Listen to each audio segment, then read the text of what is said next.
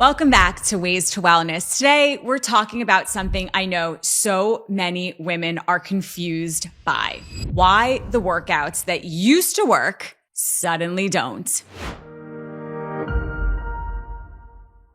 Maybe you're running, walking, spinning, doing all the right things, but your energy is tanked, your midsection feels stuck, and the scale won't budge. Does this sound familiar? Or maybe you feel softer, even though you're working out more than ever. If that's you, I want you to know something. It's not your discipline. It's not your effort. It's not your willpower. It's your physiology after 40. Sorry to say it. And it responds differently than it used to. Today, we're breaking down the truth about strength versus cardio, how midlife changes your metabolism, and what kind of movement actually supports your hormones and energy and your body's composition in this chapter of life. So let's get into it. Why workouts stop working after age 40? Let's start with the root issue, because this is where everything starts to make sense. As you move into your 40s and 50s, three major shifts happen. Number one, muscle mass naturally declines. Women lose 3 to 8%, you heard me right, per decade, and the decline speeds up in perimenopause. Muscle is what keeps your metabolism alive. As a fitness expert who also loves to work out, that is so important, and I can't emphasize that as much as I am right now. Muscle, muscle, muscle. So make sure that you're doing that strength training because it really does help to jumpstart the metabolism, and it helps to keep your metabolism going throughout the whole day. When you lose this, your calorie burn drops, even if you're eating and moving the same. Here's number two. This is a big one. Cortisol becomes more reactive. Your stress response is sharper. And unfortunately, long duration cardio spikes cortisol more than any other type of movement. Please don't be mad at me for saying that, but it's true. Number three, insulin sensitivity changes. Your cells become less efficient at using glucose, which means your body stores fat more easily, especially in the midsection. These shifts are normal, but they're not signs of failure. They do mean that your old routine isn't aligned with what your body needs anymore, and that's normal. And when your psychology changes, but your workouts don't, you get the symptoms so many women describe: stubborn belly fat, exhaustion after workouts, cravings, sleep deprivation. Does all of this sound familiar? Slow recovery, feeling puffy instead of toned. There is nothing wrong with you. Your body just needs a new strategy. The problem with relying on cardio only. I want to say this clearly. Cardio isn't bad. I was a former marathon runner for many years. Cardio was all I knew, and I'm speaking truth. But I do know the importance of how changing that into the strength training world is more important, like I say all the time as a 46-year-old woman. Walking, running, biking, dancing, all of this has benefits. But depending on cardio as your main form of exercise after 40 creates issues. And here are some of them. One, like we said before, it raises cortisol, which increases fat storage. You heard that. Long, steady state cardio can elevate cortisol for hours. When cortisol stays high, your body holds on to midsection fat and breaks down muscle. Two, it burns muscle when not prepared with enough protein. Your body will break down muscle for fuel if you're under eating or overdoing cardio, especially in midlife. Three, it doesn't rebuild the tissue you're losing. You can't walk your way into more muscle mass. You can't run your way into stronger bones. These require resistance. Number four, it leaves you hungrier, often leading to overeating later. Women often tell me they're starving after cardio, which drives the nighttime eating cycle. Again, cardio isn't the enemy. It just can't be the foundation anymore. And I will tell you, I am living proof of that. I do my cardio 2 times a week. I make sure I try to stay under an hour and make sure that I get my strength training 3, 4, maybe 5 times a week. And that can shift as well. And we'll talk about that in other episodes.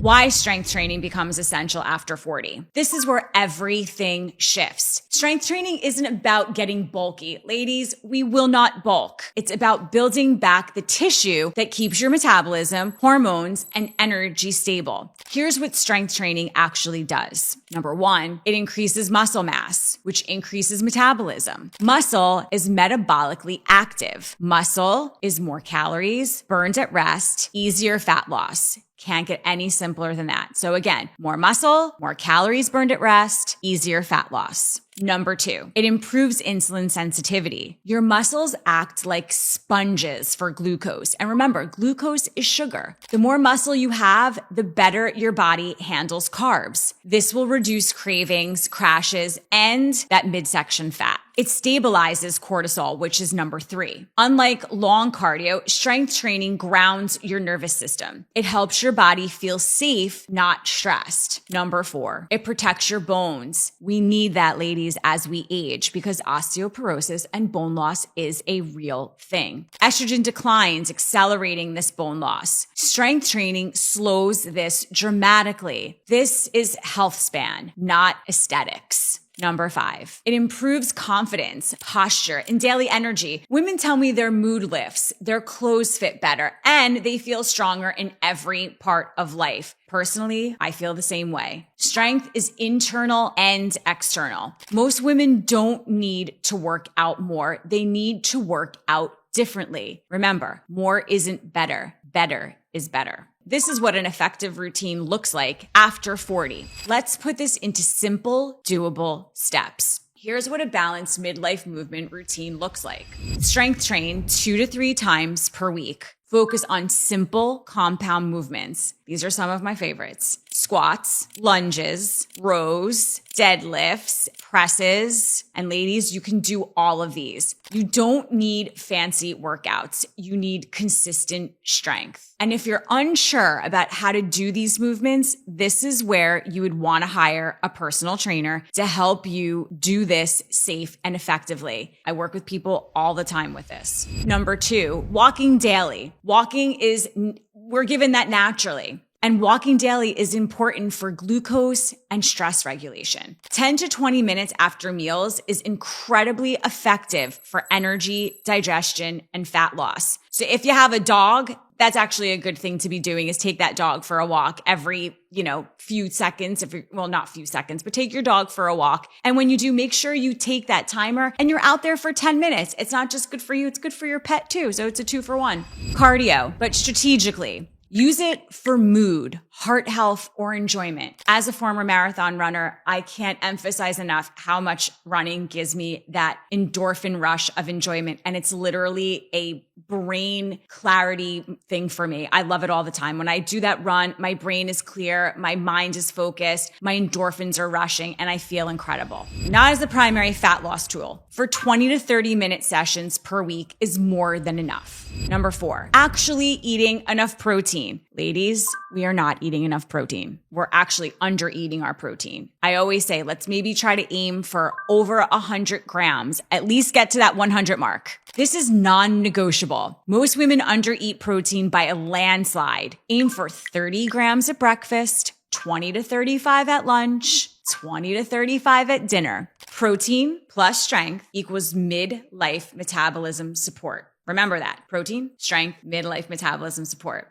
When the right movement pairs with the right nutrition, your entire body starts working with you again. So here's your small challenge for this week, my friends. Pick one strength movement, even just body weight, and do it twice this week. It could be those squats. It could be the lunges. It could be push-ups. It could be glute bridges. It could be rows. We're going to keep going on and on. Anything that makes you happy. Start small, start simple, start where you are. Your body isn't fighting you. She's asking for the kind of support that matches this chapter of life. If this episode resonates, share it with a woman who's stuck in the cardio cycle and feeling discouraged. But please don't be discouraged. You can get help. And if you want help building a movement routine that supports your metabolism and hormones, you can reach out to me on Instagram or through my website. All right, ladies, thanks for listening, and I'll see you in the next episode.